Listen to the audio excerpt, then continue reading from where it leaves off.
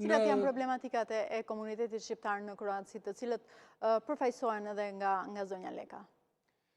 Përfaqësohen, merren parasysh edhe nga parlamenti kroat? Po, neve na është dhënë mundësia që të garojmë si pakicë kombëtare në Kroaci me kushtetutën kroate dhe është shumë me rëndësi që shqiptarët, unë atje që e them se kam qenë një periudhë dhe nën kryetare gjithë Unioni Shqiptar në Kroaci dhe momentalisht që drojt jem disa mandate kryetare i Këshillit Nacional në zonën e Istrisë atje ku jetoj.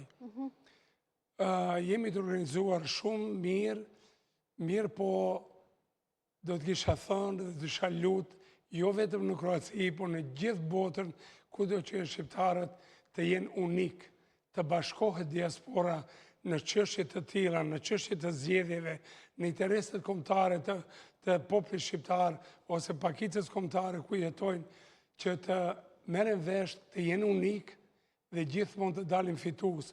Po fitues dalin vetëm rasti jemi të bashkuar dhe të shohim vetëm interesat e popullit, jo interese personale. A ndjen realisht të përfaqësuar? Jo vetëm në Kroaci, por edhe në vendet të tjera, ashtu sikur se ju e thatë. Po ndëgjoni, kur jeni mbrënda në parlament, atëherë normalisht që zëri i juaj dëgjohet. Është zëri aty. Është po. Shqiptoni, është me kënaqësi po e them se shqiptarët, sidomos në Kroaci, atje ku e di situatën se si është, të gjithë shqiptarët e janë me biznese, merren me biznese familjare, nuk kanë shumë nevojë për ndihmë, për shkak se shqiptarët e dini punojnë, janë punëtor natë e ditë, edhe nuk kemi persona për çështje sociale, për ndihma, se po punojmë. Ashtu që ne, kur garojmë, kur fitojmë, atëherë duhet të shohim interesat për punësime, në institucione e gjëra tjera.